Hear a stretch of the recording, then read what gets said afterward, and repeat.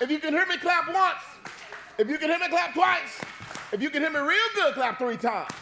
All right, listen, this is the last session of the day. I was supposed to stand and teach a message. I choose not to teach. I choose to have a discussion, a quick panel, and to engage and dialogue with you guys. Media team's gonna turn those monitors down pretty much all the way for us so that we can keep from having feedback. And I really want you guys to lock in because this has been an amazing 2 days. If you guys have had a great time, man, clap your hands, celebrate, let me know. All right, if you guys would like to see us do this next year on a bigger level, let me hear you make some noise real quick. Okay. Well, I think the people have spoken. We're going to run this thing back. It's official. We're going to make some things happen and impact some things. So listen, I was going to teach a message on Daniel chapter 3 today, and we actually had that message, not the same message, but the same text talk. It's the beautiful thing about the Bible. You can look at the Bible and you can see many different perspectives. The God that we serve, he makes sure to cover all things at one time. And so, but instead of standing before you solo, especially being I've got to preach tomorrow anyway, I would rather take this opportunity to dialogue with some fellow panelists that serve in ministry in different areas. So let's start from right to left. You can tell a little bit about yourself, where you serve, how you serve, and then we can go from there. Let's start on the end, Will, and we'll work this way on back. What up? What up? So, Reverend Lane, serve as the discipleship director here at Believer City, responsible for small group engagement. Anything new, new member, next step, baptism, that all falls under Reverend Lane. Love it, 100%. Yeah. Let's keep it going. We got a guest in the building. Guest in the building. The beautiful thing about Believer City, you come as a guest, you leave at family. Bottom line, man. So go ahead and introduce yourself. We're excited about you being here. Glad to be here. I'm also an assistant principal down the road, right so I see some of my other kids. Educators in the house. Educators in the house. Y'all mad y'all had to go back to work. Quit acting like y'all. Exactly. So I serve at one church. I'm one of the associate pastors. I serve with our OC kids and youth. So I'm happy to see them back there. So listen, we ain't gonna even stop, man. You've been showing OC kids some love, man, and the youth love. So can we get y'all to stand up, man, from one church, man, and stand up? Woo, and woo. One church in the building. One church in the building. Y'all give it up for one church in the building. We are super excited about you guys being here. Thank you so much, man. Thank you so much. Let's keep it going. Right, my name Hold on, Lorraine is like, PC, why do you got me up here? No, you got this. Go ahead, sis. Go ahead. My name is Lorraine. Hello. I am over the children's ministry. Yeah, I get to teach the babies.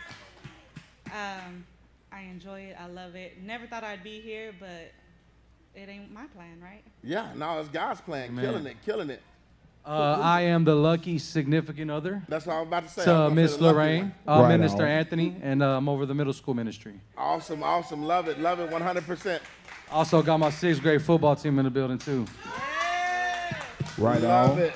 All right, so this is what we're going to do. Everybody knows the story of Daniel 3, hopefully. If you don't, I'm going to give you a run-through of it. But before I give you a run-through, this is what I need to make happen. So hopefully Sister Shay or somebody can grab some mics and get them ready for us just in case we need them. But if you are here and you met somebody new, I want you to stand up. Love it. Can we celebrate? Yeah. Can we celebrate that? That's awesome. Awesome. Awesome. I'm not gonna make you tell me who you met, but I want you to program that in your mind as we go and we begin to dialogue and we begin to talk. You guys can take a seat right now. So in Daniel chapter 3, we know the story of Shadrach, Meshach, and Abednego. We know that King Nebuchadnezzar had created this golden image that he wanted everybody to bow down and worship. And so we've talked about standing up, we've talked about standing out, we've talked about standing down, and we've just continued to move through this process. Tonight, these last session, what I want to deal with is the ability to stand together. It's very important that we understand that as you guys have come here and you have created some new bonds, you have refined some old bonds, and you guys are getting ready to go out into the world. You guys are getting ready to go back into the schools. You guys are getting ready to go back into your local clusters and environments that you've been in. The question is, who are you going to be willing to stand together with? The beautiful thing that I love about the story about Shadrach, Meshach, and Abednego is that if you actually read the text, there's not one time that says I. You hear them say we. We don't care about what you said. We know that our God can and will. That we concept, that unity, that togetherness, that being able to work together, push together, and believe things. And so there are three things that I believe that we have to understand as believers, whether old or young, that we have to be willing to stand together on. The first principle that I believe all of us should have to be willing to stand together on is that we have to be willing to stand together in our faith. The crazy thing about the world is everybody doesn't believe the exact same thing you believe.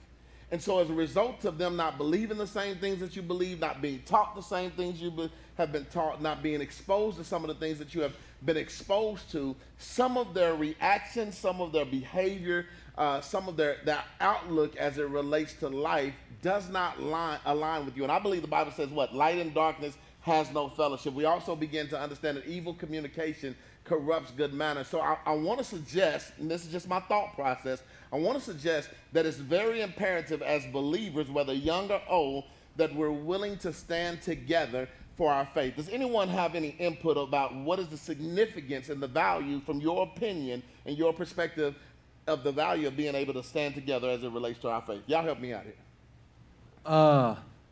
And it's crazy how the Spirit works, because I was dropping nuggets to some of the kids on our way home last night. For me personally, I asked the kids, how many friends do I have or in my circle when I was their age? What do y'all think that answer is? 0. Yeah. 0. So when you're on the same accord at your age, and stuff can happen, but the chances of you having to start all over with this circle are a lot smaller than the rest of the world. Imagine if the people you have right now on the same accord are the same people 20 years from now, fighting with you still. And not somebody you met yesterday that doesn't know who they are yet. And that's the difference, the support system. Yeah. From businesses to whatever you got going on in life. Imagine if it was somebody from your age right now that you knew that ran the business with you, that believed in the same God, the same beliefs, y'all thought exactly alike, because y'all have been on one accord since 12 years old. And that's the difference for me. I love it. I love it. In the text, when we look at it, I see the power of them standing together as it relates to their faith and being able to activate God to move in different environments. I think a lot of times we fail as believers, again, young and old, because when God has called us to take a stand, he's not even actually calling us to fight. He's just calling us to take a stand. We choose not to take a stand. One of the things I have in my notes is that if we bow together, we fall apart. But if we stand together, we win together.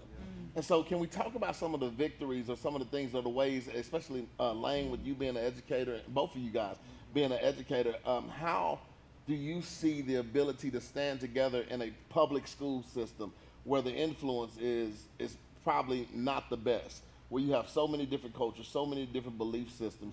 How can they choose to stand together to win? How could they use their faith in the public environment to win, if that makes sense? You're the guest. Because I'm going to go the background.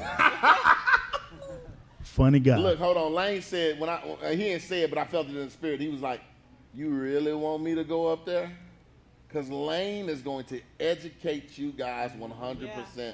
We love it, man. He really cares, and he really wants to impart. That's why he's discipleship pastor. He wants to impart truth, man. But let's keep this going. What you got? See, here's the thing. You got to remember where you come from. Yeah. The world wants you to forget who you are and how your parents trained you up. Right. We're called to train you up in the way that you should go, so when you're older, you do not depart from it. Ecclesiastes 4 verse 9 says, 2 are better than 1 because they have a good return for their labor. For if either of them falls, the one will lift up his companion, but woe to the one who falls when there is not another one to lift him up. Furthermore, if 2 lie down together, they keep warm, but how can one be warm alone? Yeah. And if one can overpower him who is alone, 2 can resist him. A cord of 3 strands is not quickly torn apart. That's right. So we need to have more than one, because when you forget who you are, you can have that friend, that godly friend, to pull you on up. Okay? They had their Hebrew names, and every one of their names had a godly meaning behind it. That's right. But when they went into Babylon, they wanted to rename them according to the world, because Babylon means confusion. But you have to remember how your parents named you and how they raised you up. So you always have to take it back to what God had for you and your parents had. So you cannot let the world reprogram you. That's why you cannot be conformed to this world, but be transformed by the renewing of your mind. So do not forget who you are in Christ, and you have to daily renew it. Okay? So that what that's going to mean for some of our kids that's upset with the cell phone policy coming through is you have to remember You touched something right there, Doc. your cell phone and social media cannot raise you or reprogram you, but you need to let God's word do that for you. Okay? Love it, love it. What you got, Lane? So, having served in a space where I served some 5,000 students at one time, I'm going to come the back way on this. We're about to send you to an institution where the majority are the students, the minority are the staff. Whoa, I'm going to say it again. they missed that. You're about to go into an environment where the majority are the students, the minority is the staff. Newsflash, only one group gets to be there regardless. The other group is expendable. One group gets to go there regardless. They have a seat there every day regardless. The other group is expendable. As students being the majority, you get to determine what happens in your environment. The reason why you have leaders there and authority there is to help guide you. Yes, they took away cell phones. But what would that look like if your attention was drawn to God's word at the lunchroom table? See, you have this event that you do called March to the Pole. And you get to the pole, and then there's also prayer at the pole. And the one thing they'll tell you, watch this, is that we as leaders, as much as I love Jesus Christ and am a rule breaker, professionally, I can't lead the prayer. A student, one who is of the majority, can lead the prayer. If you're a coach, the coach can't lead the prayer. A student can lead the prayer. The majority of the people in the building are the ones who really, watch this, have the real power. So now the question becomes, how do you take the fact that you are free, because there is no condemnation now, because you are a new creature in Christ, that as a son and daughter of the Most High, you get the opportunity to share the truths of God's word with your friends, and you don't take advantage of it. You're the majority. My question becomes to you, if the majority of your school doesn't know Christ, but you are the one who carries the light, why do you keep turning your light on dim when you know that your school is dark? You said you came to level up. Anybody ever know what a dimmer does? What does a dimmer do? Anybody know what a dimmer does? Yeah. It allows you to let the light go down little by what? Little. You at the level what? Up. So why don't you turn your light up? Yeah. When you get there on Monday, turn your light up. Yeah. When you get there on Tuesday, guess what you should do? Make sure your light is what? Turned up. Yeah. Just because you are in a world that's dark, don't mean that you gotta conform to that world and be dark too. Turn your light up. That's good, man. Turn your light up. I got a question. Go ahead, brother. Let's get your mic. Hold on one We're gonna second. get your We're gonna mic. get your mic. There you go.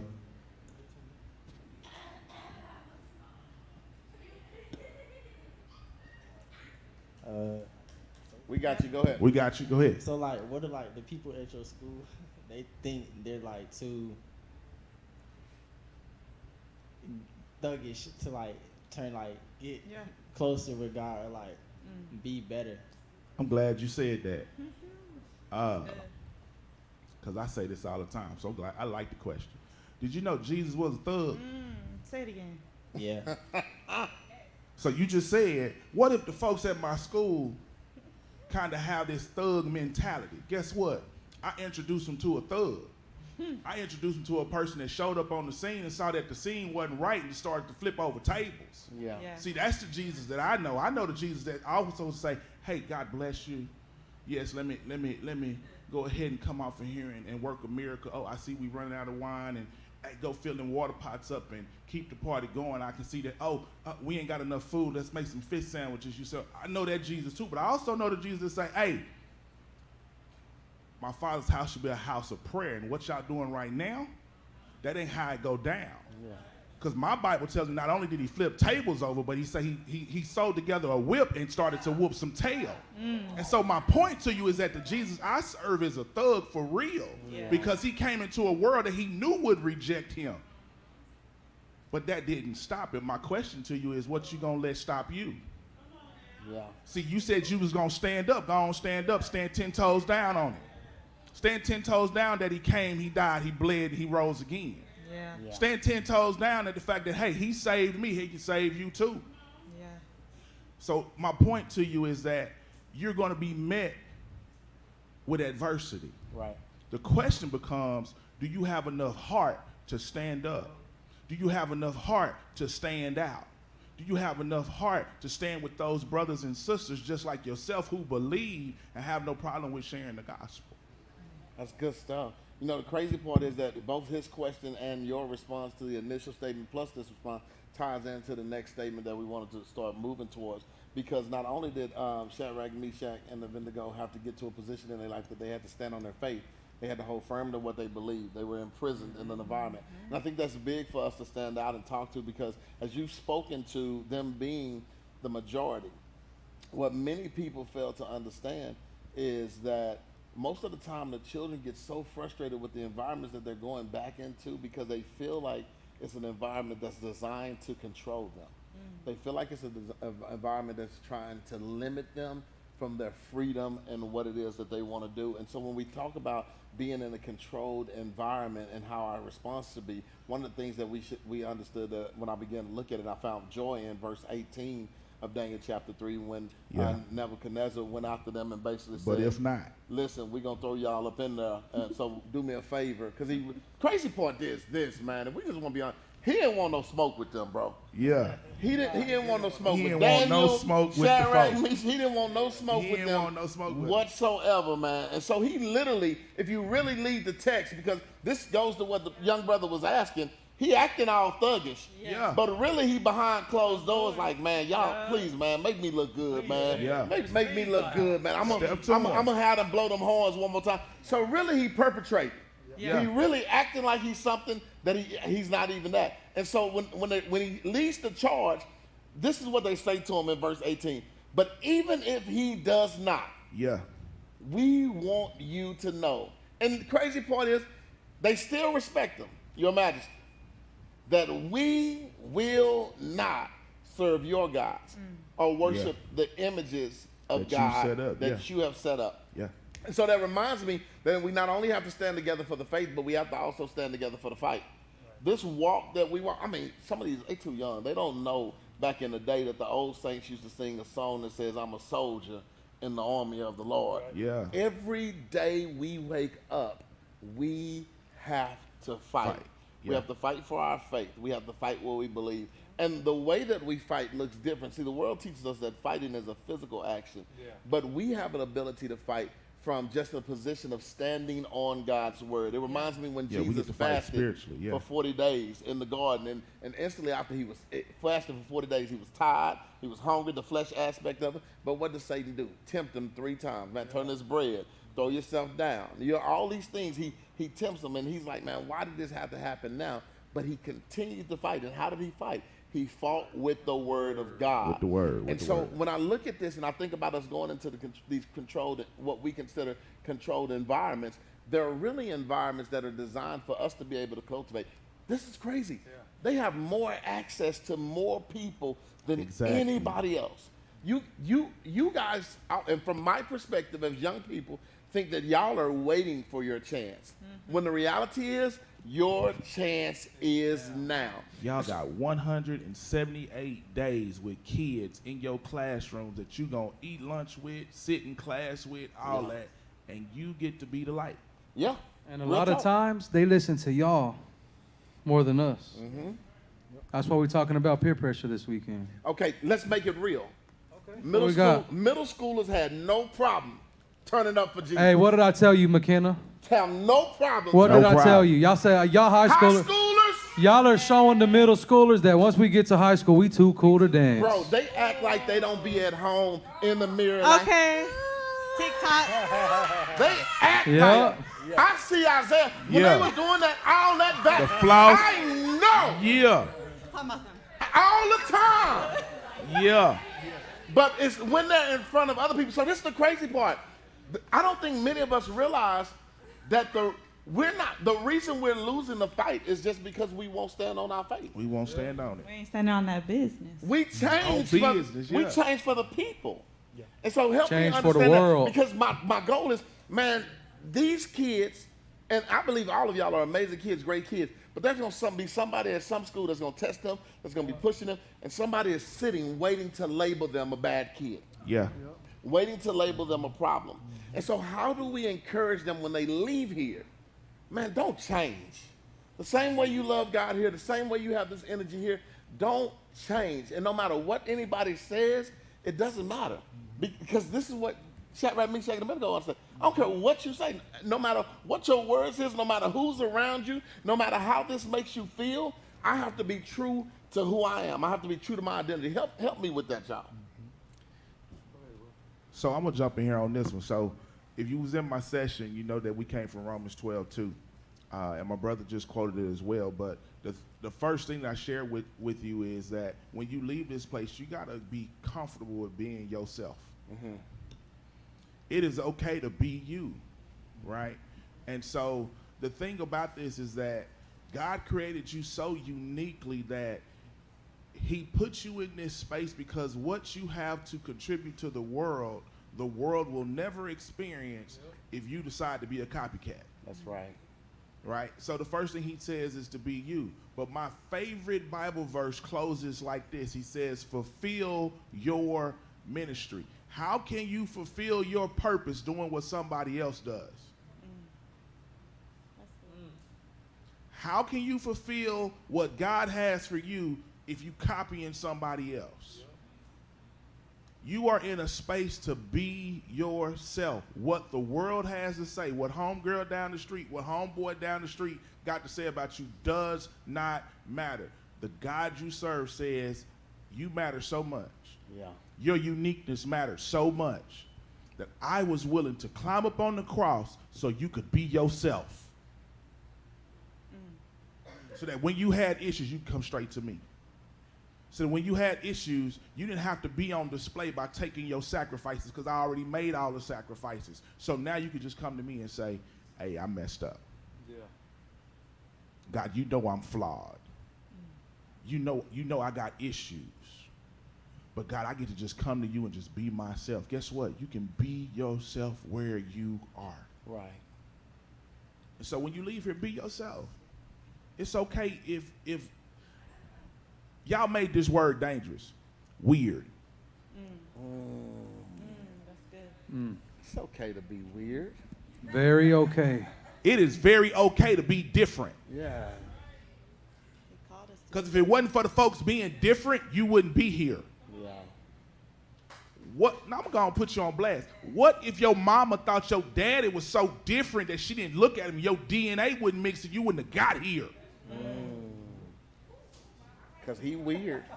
Because they was being weird. That's how special you are. Yeah.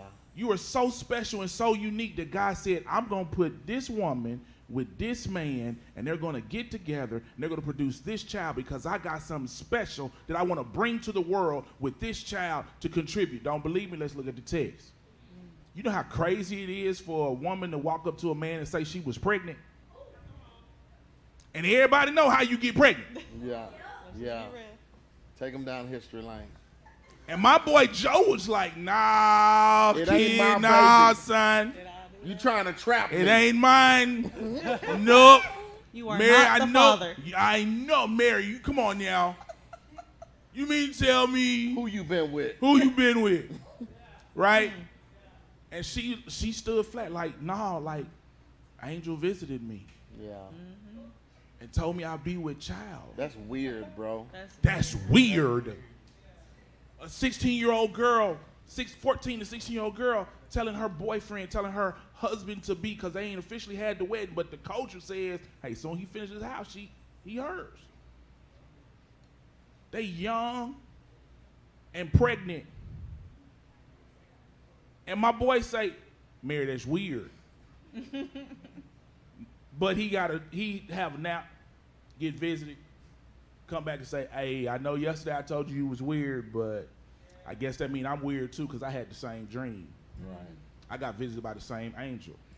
And if them two people didn't get together, guess what? There was no way for Jesus to come through the line of David if he didn't come under Joseph's roof. That's right. That's right. So understand that, let's take that negative connotation off of being weird. It's okay to be different. And that's what the scriptures calls us to do. The scriptures calls us to be different. He says you are the light of the world. He says you are the salt of the earth. You are a light to be shining. Don't put it under a bushel. Yeah. He calls us to be different. He says you are not of this world. So if you're not of this world, guess what? That means this is not my residence. That means I got a house somewhere else. Yeah. Eternal in the heavens, not built with hands. So guess what? Since we just passing through, it's okay to be weird. It's okay to be different. Why? Because you're just simply being yourself. That's good. And it's only weird because it's just one a person, two people doing it. Everybody's not doing it. Everybody's not connected to it. I mean, connected Pokemon cards was weird at one point in time until they start becoming millionaires off of it. Now, I wish I had some Pokemon cards. Yep. What you got, bro? But see, here's the thing: they call Kobe Bryant weird, They did. and when you think about it, we also talk about the Mamba mentality. That's right. The Mamba mentality would wake up super early, 3:30 in the morning. I heard one guy last night talking about he got up to the gym at 5:30 in the morning, talking about I'm gonna beat everybody else in the gym. But when he got there, Kobe was already there. Already there. Now, see, here's the thing: what if we apply that to our spiritual life? Come on, brother. We spend our own personal time with the Lord, because Kobe would say, I'm not nervous about the shots I take because I spent so much time practicing those skills that when it's game time, there is no nervousness, there is no fear, because I practice every shot that I take. So imagine if in our own personal time with the Lord, we spend our time in prayer, we spend our time with the Lord, and we walk it out in secret. So when we get out with everybody else, there is no fear, because we spend so much time with the Lord. Because perfect love, according to 1 John, says it casts out fear. Yeah. So when you got that perfect love and you have that perfect peace that surpasses understanding because you are focused on the Lord, that fear completely is gone because you are so focused on the Lord. Okay? So just remember, when you spend that time with him individually, away from everybody, that gives you that boldness. Yeah. Love it. Love it. So we talked a little bit. You got something, Lorraine? I thought Anthony had Go something. ahead. Don't let me cut you off, girl. Go ahead, Lorraine. Let me just, they thought Jesus was weird, Yeah. okay? Let's not forget that they spat on him. They called him names. Yeah. They tried to call him a Christian to demean him, to make him feel less than. They tried to call them out of their name. Yeah. And he still stood on business. Everybody that was with him stood on business. They may have swayed there at the end, but they came back, right? So I just dare you to be different in school. Be the one that's gonna pray over that food before you take that first bite, and you'll be surprised who joins you. Yeah. Because the crazy part is most people have the foundation in their homes Yeah. already. It's just Already. they want to fit in. And that's what ends up happening, and that's what would have been problematic in the biblical text if Shadrach, Meshach, or Abednego, either one of them, if one of them had decided I wanted to fit in, the whole thing would have crumbled. The whole thing would have crumbled. And so this is the crazy part. One of the things I had in my notes if I was going to preach this thing was that the enemy comes after one, but God fights for them all. Yeah.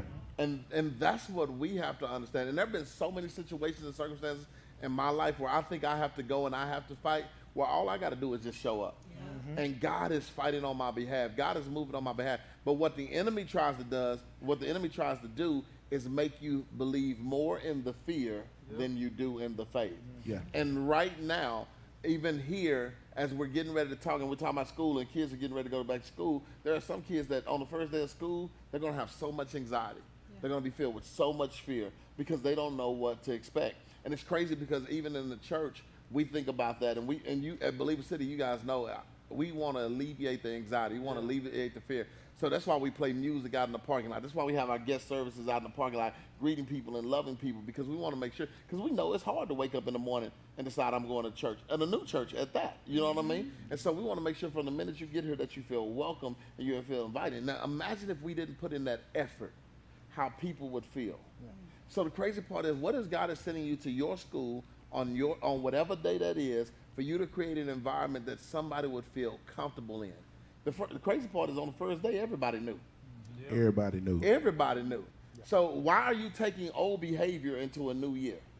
Why are you taking the old things that you've done into a new year? The old friends that you have had, that some of them you hadn't even talked to over the summer. Some of them had got you in more trouble last year. You guys are in a position and a time where you can make a decision to say, you know what, I want better. I want to choose better. And this year, I don't want to just be a part of a group. I want to lead a group. I want to be an ambassador of the kingdom of God where we're at. And so one of the things I wanted to make sure that we covered before we just open it up for Q&A, we talked about standing together for the faith. We talked about standing together for the fight.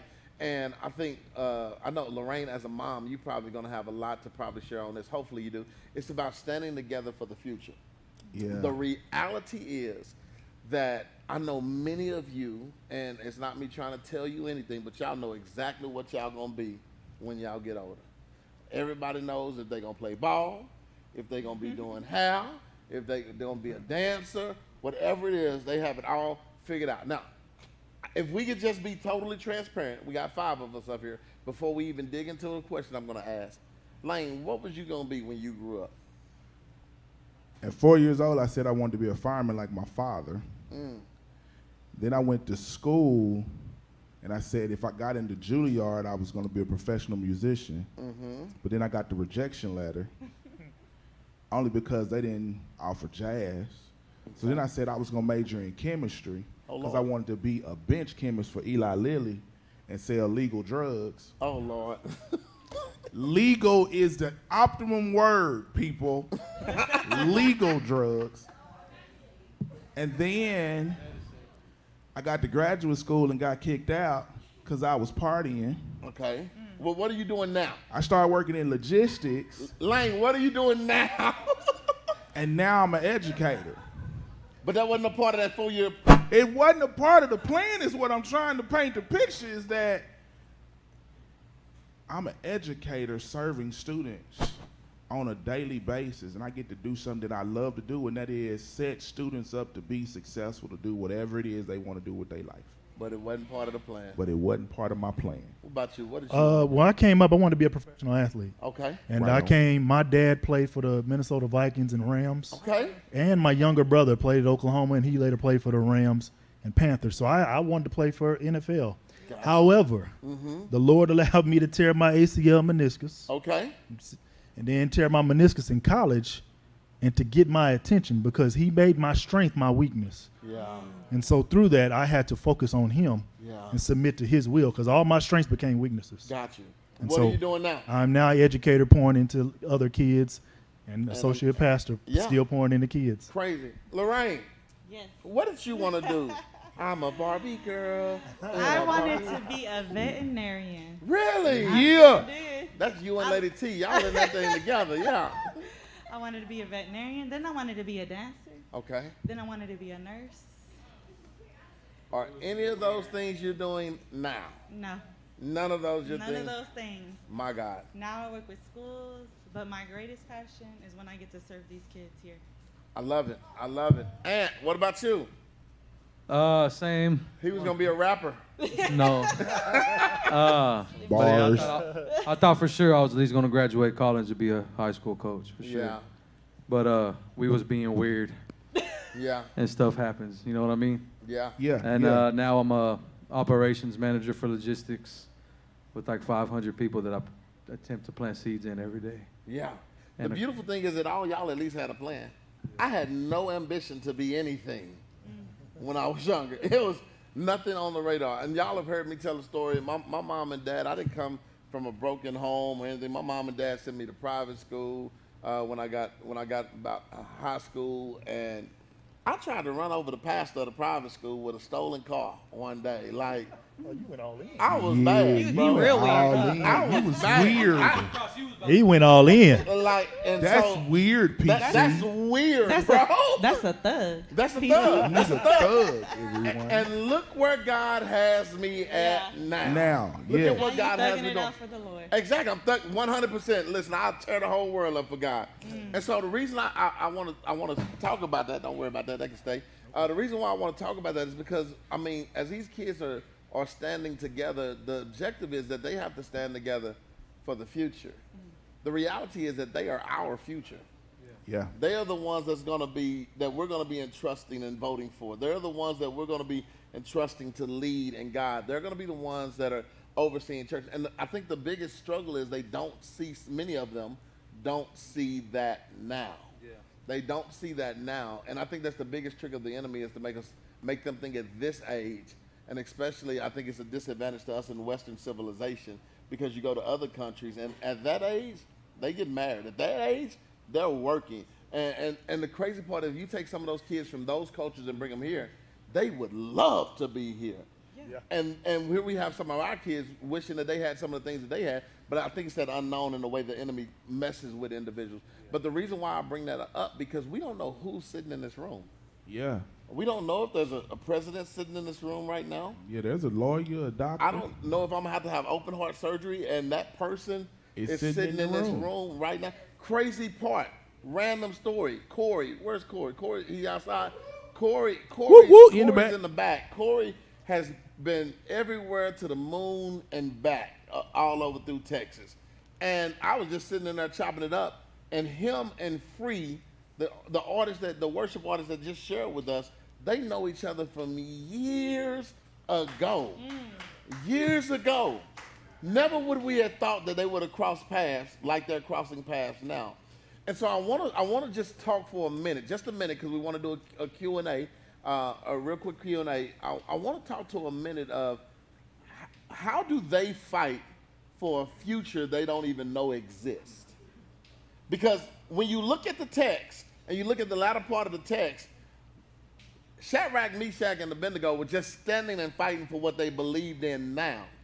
But because they stood and fight for what they believed in now, and they stood in faith for what they believed in now, and they continued to stand and fight, and we see according to the text that Christ steps in and fights with them, keeps them, because if you really look at the text, there's so many problems in the text. You know, he picked the strongest men to take them and put them in the fire. According to the text, before they even got they in died the fire. before they even got in the fire. The garments and their ropes burnt before they got in the fire. So Yeah. the people died, and my garments and my restraints burnt off of me before I got in the fire. How did I get in the fire?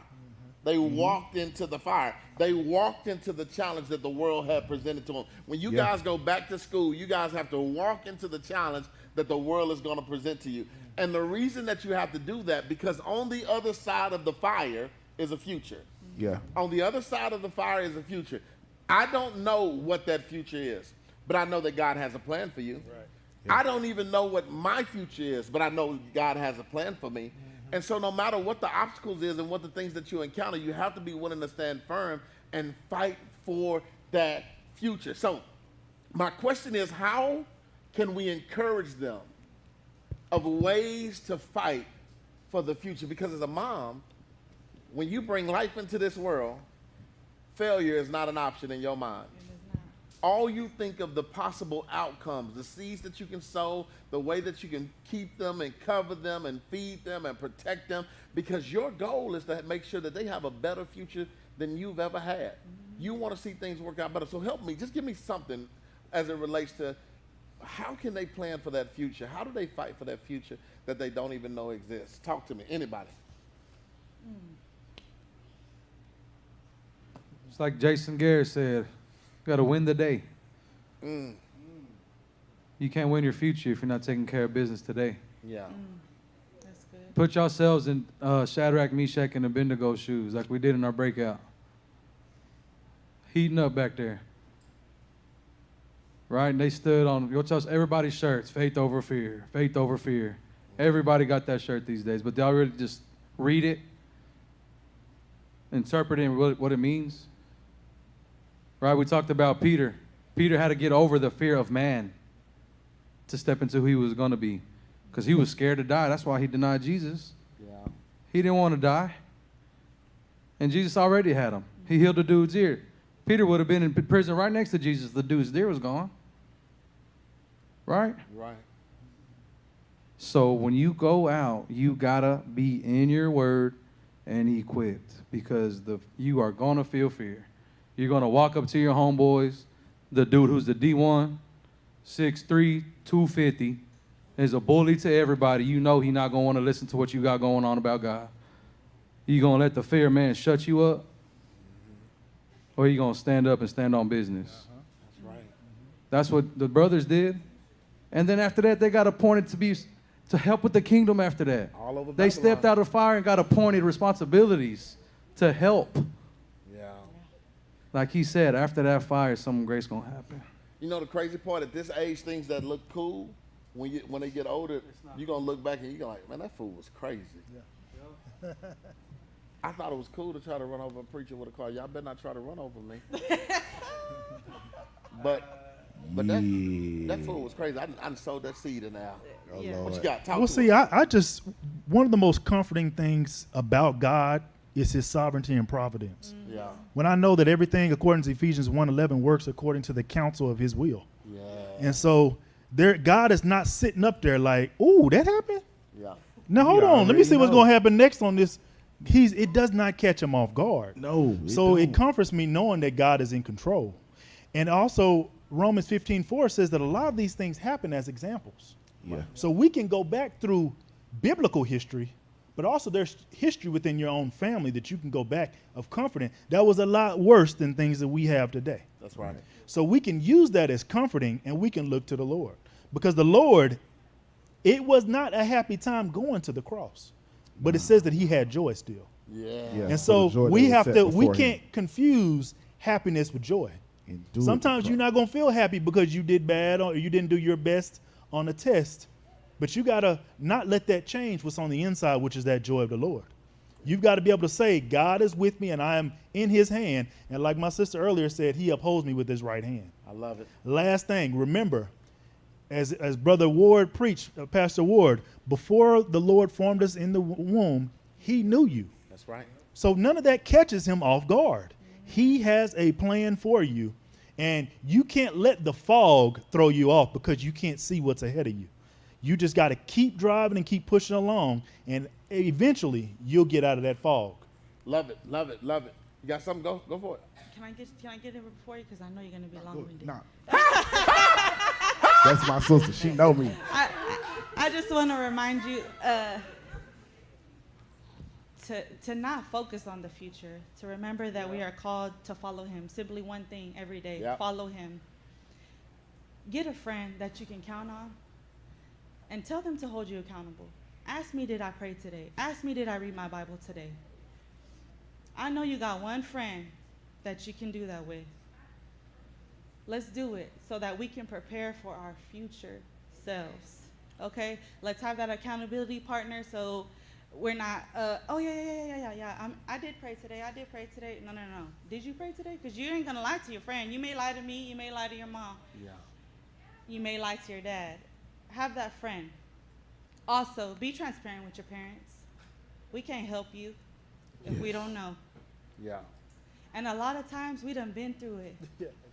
They trying to hide We something. done been through Have it. you ever had your kid T-shirt. tell you a lie and you look at him like, I know you lying. I knew when I already know asked the that question. Before you told I don't them. even know what it is. I know how you gonna Right. respond. Yeah. Crazy. Not them, though. They're amazing. Not They're them, amazing. no. All right, so this is what we're gonna do. I know Reverend Lane has a statement. We're gonna hold his because I know he's gonna answer one of the questions. We got time for 3 questions. Three questions. If you have a question, get the mics this is running. what I need you to do. I need you to stand up. We're gonna take the first 3 that stand up. If you have a question, now seriously, honestly, if you got a question, stand up. Seriously, This got is a the question? last opportunity in this session to be able to ask a question. Nobody has a question? What? 5. All right, so this is what we're gonna do. Sister Irene is going to send an email. She's like, PC, what am I going to do? She's gonna send an email or a text, however they choose to communicate with your parents. And she's gonna send that out. And I'm asking you guys to do me a favor. I'm asking you guys, if you really have a question, to have your parents reply to that with that question. Whatever that question is. And what we're gonna do is we're gonna share that question. I'm gonna take however many we got. We got 20 questions. I'm gonna split it up amongst the 20 people serving. Different people are gonna help give us answers. We're gonna make videos and we're gonna release them and send them back to you guys so that we can help answer your question. Yeah. The whole purpose of this conference was not to control you guys. The whole purpose of this conference was not to dictate what you can and what you cannot do. Can you believe that you guys had a conference that nobody told you exactly what you can and what you cannot do? You governed yourselves. You guys governed yourselves. So I want to encourage you guys to understand that when y'all leave here, y'all should leave here with that same authority, that same conviction, that same clarity of purpose and responsibility. That's what we want to offer for you guys to do. Does that kind of make sense?